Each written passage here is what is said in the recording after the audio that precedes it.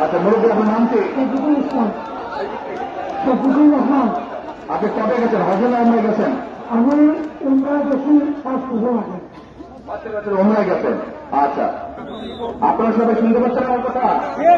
মন দিয়ে কান দিয়ে শুনবেন। আমি ওনাকে একটা প্রশ্ন করবো, দেখি উনি কি বলে। আচ্ছা মুরব্বী, বলেন তো আমাকে, এই যে কাবায় আপনি গেছেন, আল্লাহর ঘর না ওটা? ওটা আল্লাহর ঘর। আচ্ছা, ওটার মালিক কে? বলেন। আল্লাহ। কিসের মালিক? আল্লাহ। দুনিয়ার মালিক আল্লাহ, কাবার মালিক আল্লাহ।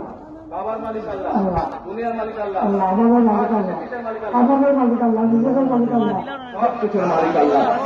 ঠিক আছে? তার মানে এই দুনিয়া, এই যে সূর্য, এই যে চাঁদ উঠতে পড়ে, চাঁদ সূর্য পৃথিবী যাই দিচ্ছে, আমরা সকল কিছুর মালিক কে?